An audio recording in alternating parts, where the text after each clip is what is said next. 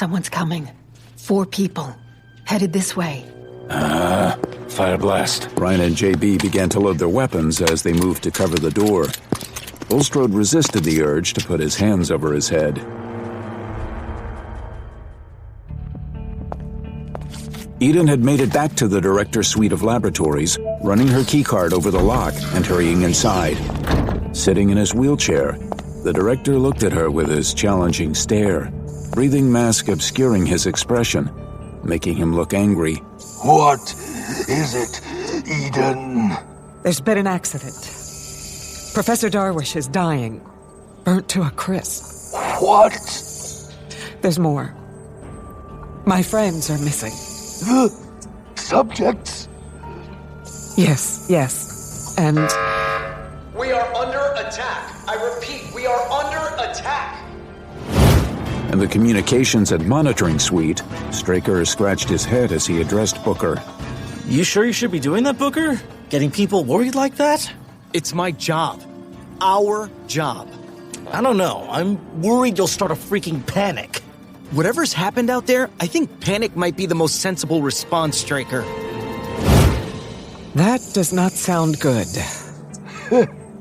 You always did incline towards understatement, Eden. The guards will protect this facility with their lives. I'm not sure about that. There's a strange feeling out there. Something's horribly wrong. Ivan, this is your organization. What do you think we should do? The director continued eyeing her as the monitors behind him went through their processes. You said we'd lost the subjects? My friends? Yes, they've absconded. I'm sure they can be reasoned with if we can locate them. We were so close. We were. We just need to draw out a little more of the chronospores. We do. It was then that Eden saw the gun that her husband was holding on her, gripped in his claw-like grasp. Ivan! It looked like a little Smith & Wesson .22 caliber pistol, her own gun, in fact, or one very much like it. What is that? What do you think you're doing, Ivan? Harvesting the last of the crops so that I may achieve godhood. You're insane! The director slowly raised the gun.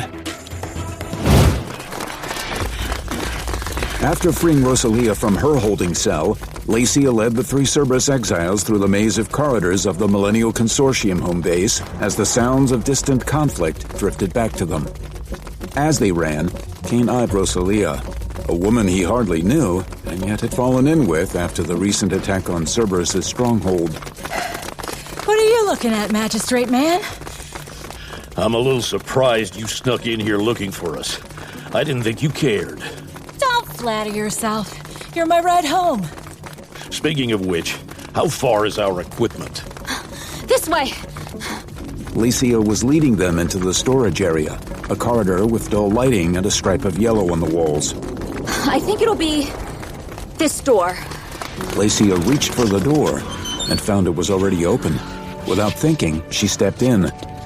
Before Lacia, a one-eyed man held his Sig Sauer P-226 up, pointed at her head. Wrong door.